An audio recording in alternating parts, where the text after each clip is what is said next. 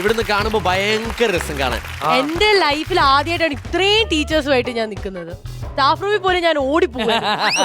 എടാ എനിക്ക് ഇവര് പോണതിന് മുമ്പ് ഒരു കാര്യം ചോദിക്കണം. എന്നാടാ? നമ്മളൊക്കെ 90s കിഡ്സ് ആണോ ഒട്ടുമിക്ക നമ്മളിരിക്കുന്ന എല്ലാവരും? നമ്മളൊക്കെ ഭയങ്കര അച്ചടക്കമുള്ള കുട്ടികളാണെന്ന് വിശ്വസിക്കുന്നവരാണ്. പക്ഷെ ഇപ്പോഴത്തെ പിള്ളേർ കുറച്ച് നോട്ടിയാണെന്ന് തോന്നിയിട്ടുണ്ട്. നിങ്ങൾക്ക് എന്താ തോന്നുന്നത്? പഴയ പിള്ളേരെയാണോ ഇപ്പോഴത്തെ പുതിയ ജനറേഷൻ പിള്ളേരെയാണോ ഹാൻഡിൽ ചെയ്യാൻ ഈസി? പഴയ കുട്ടികളെ തന്നെയാണ് ഹാൻഡിൽ ചെയ്യാൻ നമുക്ക് ഈസി. ഇപ്പോഴത്തെ കുട്ടികളെന്ന് പറഞ്ഞാൽ അവര് ഫോണ് ഒരുപാട് ന്യൂ ജനറേഷൻ തന്നെയാണ്.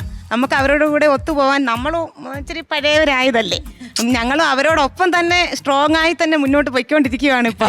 പിന്നെ പണ്ടത്തെ കുട്ടികൾക്കൊക്കെ ചെറിയ അടിയൊക്കെ കൊടുത്തു കഴിഞ്ഞാൽ വലിയ പ്രശ്നമില്ല. ഇപ്പൊ അതൊക്കെ അടി ഞങ്ങൾ അംഗൻവാടിയിൽ കാണാൻ പോലും പാടില്ല.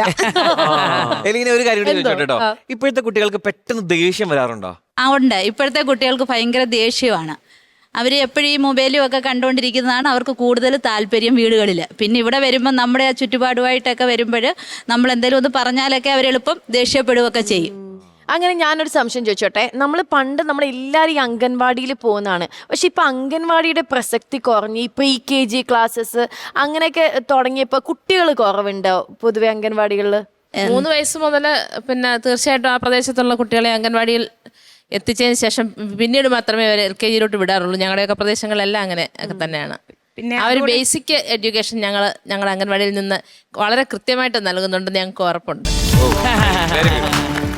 ഞങ്ങൾ കുഞ്ഞുങ്ങളെ ആകർഷിക്കത്തക്ക രീതിയിലുള്ള പ്രീ സ്കൂൾ പ്രവർത്തനമാണ് അംഗൻവാടിയിൽ നടത്താറുള്ളത്. എന്തൊക്കെയാണ് സംഭവങ്ങള്? ഞങ്ങള് ECC എന്നാണ് ഞങ്ങളുടെ ആക്ടിവിറ്റീസിന്റെ പേര്. അതായത് early childhood care and education എന്നാണ്.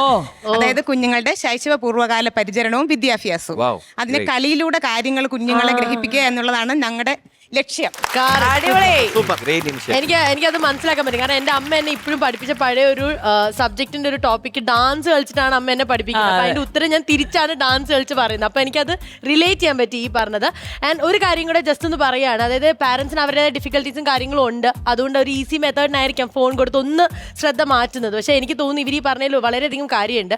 നമ്മൾ ഫാമിലി കണക്റ്റഡ് ആയാലേ റിലേഷൻഷിപ്പ് അല്ലെങ്കിൽ എന്താ പറയുന്നത് ഒരു ഇമോഷൻസിന്റെ വാല്യൂ മനസ്സിലാക്കാൻ പറ്റും. അപ്പൊ മാക്സിമം പറ്റുന്ന രീതിയിൽ ഇപ്പം പിള്ളേരുടെ എന്തെങ്കിലും പറയുകയാണെങ്കിൽ തന്നെ അവർ വാശി പിടിക്കണേ വാശി പിടിച്ചോട്ടെ അല്ലേ.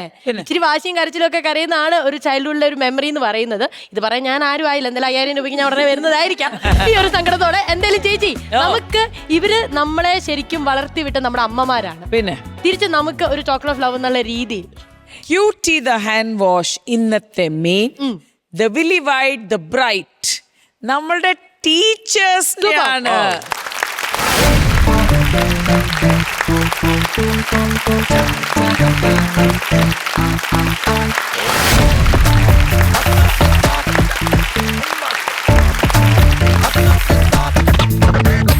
ക്യൂട്ടി ദ ഹാൻഡ് വാഷ് ഇന്നത്തെ മെയിൻ നേടിയിരിക്കുന്നത് നമ്മുടെ ഏരംകുളം പഞ്ചായത്തിലെ അംഗനവാടി ടീച്ചേഴ്സ് ആണ്. കൺഗ്രാറ്റുലേഷൻ.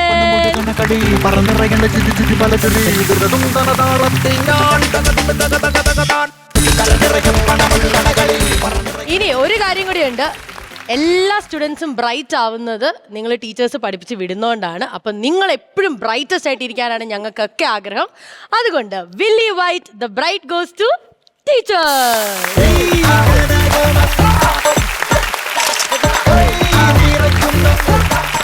അങ്ങനെ നമ്മുടെ ടീച്ചർ അമ്മമാർക്കൊക്കെ നമ്മൾ നേടി കൊടുത്തിരിക്കുകയാണ് ഓരോ സമ്മാനങ്ങളും. ഒരുപാട് സന്തോഷമുണ്ട്.